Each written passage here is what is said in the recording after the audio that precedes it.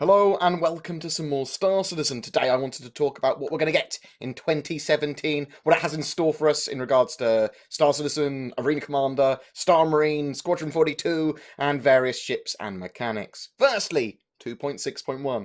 This will be the first patch that we see in 2017. It's mainly going to be a hotfix patch. It's going to add some other features as well, though. So there's a few bits and bobs it might add.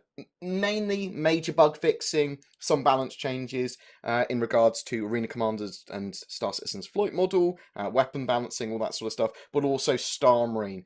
So we're going to see some major bugs fixed there. Hopefully a bit more streamlined network stuff. And with the network stuff, we're going to see bind culling and serialized variables. This should help the efficiency of the network throughput, only sending information to clients and the server that is needed, so just changes in states and that sort of stuff, and only showing stuff to the client that is reasonable that the client would see. So basically it's going to be a lot more efficiency, and hopefully that should give us better latency in game, better less jitter.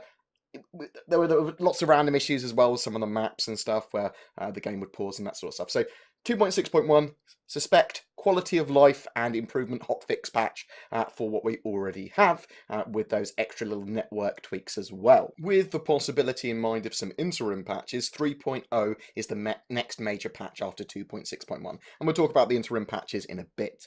So 3.0 is possibly the most major step towards Star Citizen's completion that we've seen. It is going to be a huge chunk of gameplay for the persistent universe. There are major network code rewrites and improvements. We know that they're on Lumberyard now, so this is totally essential. They've got that backbone there, so that getting that network code rewritten and down will allow a lot more players to play. They want to get server meshing in too as well at some point, but we'll talk again about that in a different video probably. Planetary landing. This is a major thing with Star Citizen. They want you to be able to go from space down to a planet and explore that planet kind of freely in a lot of situations. There'll be some planets which you can't do that on, especially like fully city planets where they'll give you like the feeling that you can explore, but maybe not the full exploration thing. You'll be pulled into certain landing zones on like a fully civilized planet, saying like, no, you've got to follow this flight corridor. But mostly on the other planets that are not fully colonized, you'll be able to kind of land where you want in most situations and explore kind of freely. They also want to expand the Stanton system to have at least roughly fleshed out all the planetary bodies and all the stations and that sort of stuff.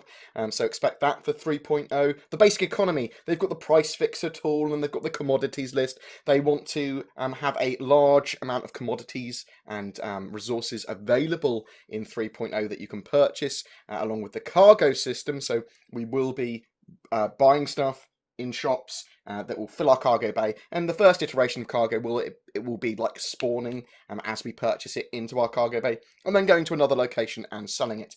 They also got this price fixer tool and various other tools that take information about what's going on in the verse, what components are required to create certain items, what commodities are used, is it made of iron and all that sort of stuff, and how much is that iron worth, and goes, this component is worth this much based on this, this ship is worth this much based on this. It basically enables them to have dynamic but final in-game pricing for items and ships. So that should hopefully be in 3.0, along with shopping kiosks as well. So hopefully the ability to buy ships and ship equipment with Alpha UEC will be there as well, but expect a much more expanded shopping and purchasing system. That cargo and trading mechanic as well, they're very strong for 3.0. Missions as well. There will be a vastly expanded mission set for the Persistent Universe of 3.0.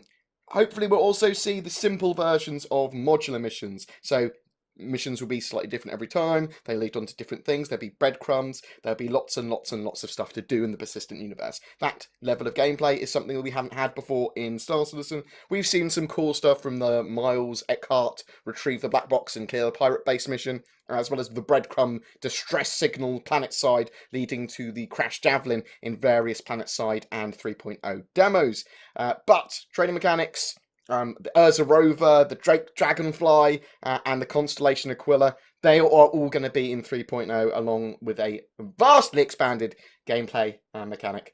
So that's something to very much look forward to. And the reason that 3.0 is going to be the biggest thing to happen to Star Citizen, and possibly ever, other than possibly its release. It is such a major stepping stone, and having that is going to really change the game, as it were. Patches 3.1 to 4.0 all may be coming possibly in 2017 as well. They all represent major gameplay mechanics, mostly for the persistent universe, as well as ships to use in them. So 3.1 is the mining and refining mechanics, as well as getting a Drake Cutlass Black, which will be the rework of the Cutlass Black, and the red and blue as well. We're at the Hull C, as well as possibly some of the other Hull series, and the MISC Prospector as well. In 3.2, we're having the repair and salvage mechanics, the RSI Constellation Taurus, the Phoenix, as well as the Anvil Terrapin, the Vanguard Harbinger, the Vanguard Sentinel, and the Aegis Reclaimer. In 3.3, this is going to be probably the most exciting patch for a lot of people that have got some big ships. This is farming, rescue, and medical mechanics. So we'll actually see the expanded medical system there, where we possibly respawn on some medical ships, search and rescue for pilots, doing little mini games, or like stopping people dying in Star Marine, being able to revive them, that sort of stuff. We'll also see ships like the Anvil Carrack, the 890 Jump, the Banu Merchantman, and the MISC Reliant variants. And 4.0, so this is the next super major patch after 3.0, really, which is jump points, science, and exploration mechanics. So this will be more systems to explore and the jump point navigation stuff, at least in its first iteration. Also expect to see the RSI Orion and the Anvil Crucible. Now, we don't know exactly when all of those things will be coming out. They might be a bit mismatched. We might see ships coming out significantly before they're currently planned to be in. That is just a rough list of where CIG currently plan for those ships to be, and will change on the schedule report once we know more, and hopefully we'll get them earlier than where they're currently placed. Again, with dates we don't know. We know that they're kind of roughed in for 2017, all of this stuff, but we don't know exact times and dates pretty much with all of this stuff yet. And I will update in the description below if we do know, and put a link to the schedule report and all of that jazz, as well as an article which I will be updating regularly on the ships and game mechanics as they evolve, as we know better guesstimates even of timelines. However, Delta patching. At some point in 2017, we should see Delta patching. It can't come soon enough, in my opinion. Hopefully, it's one of the earlier first quarter kind of releases, but we'll have to wait to see again. At the moment, we have to download huge amounts of data every patch, or with every Star Citizen update. It is expensive to CIG in bandwidth costs, and not viable to a lot of users to download huge amounts of data, especially in the PTUs and that sort of stuff, where you're constantly having to update a new patch. We have to do 30 gig downloads every time. Delta patching just downloads what you need. So a 2 gigabyte patch in the old system could be as small as 1 megabyte now, just changing the file you need. This should herald more regular hotfixes and patches, and a lot more players having accessibility into the game. We're going to see fixes faster. We're going to see balance changes much more easily to be implemented. It's possible as well, even without Delta patching, that there could be interim patches between some of these updates, if there are major mechanics that are finished that don't require other parts to be completed. If ships are completed and that sort of thing, they're likely to be pushed out if they can be. The most likely course is that we might get a patch between 2.6.1 and 3.0 with some of the features of 3.0, and again from 3.3, but before 4.0, possibly testing jump points and that sort of stuff. It's much more likely to see these patches and more additional patches in between them if Delta patching is released, but we will have to wait and see again. Squadron 42's release. Now, I did have this in 2016 last time I did one of these, but Squadron 42 or SQ42 is the single-player campaign of Star Citizen in a Wing Commander style. Episode 1 is planned to come out in 2017 now. There are roughly 21 chapters, 70-ish missions planned for Squadron 42 Episode 1, whatever a mission is. Each chapter should have around 1 hour of gameplay-ish. Squadron 42 Episode 2 and 3 are planned approximately 2 years apart from each other, so expect after the release of Squadron 42 Episode 1, 2 years' time we'll have Episode 2, and then 2 years later we'll have Episode 3.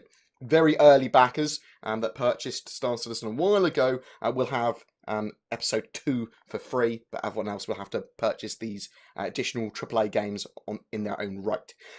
So Squadron 42 Episode 1 was delayed in 2016 to 2017, and in a recent interviews, Chris Roberts said that it will be out this year, and then thought about it for a second, probably. I assume that was a joke. It will almost certainly be out in 2017. Last year was quite stressful for Squadron 42 fans. The vertical slice of the game, which was pegged for CitizenCon 2016, was never materialised. It was expected to be a 30 to 60 minute fully playable mission from pre-briefing to getting to your ship, to the mission, to returning to your ship for a debrief or similar, possibly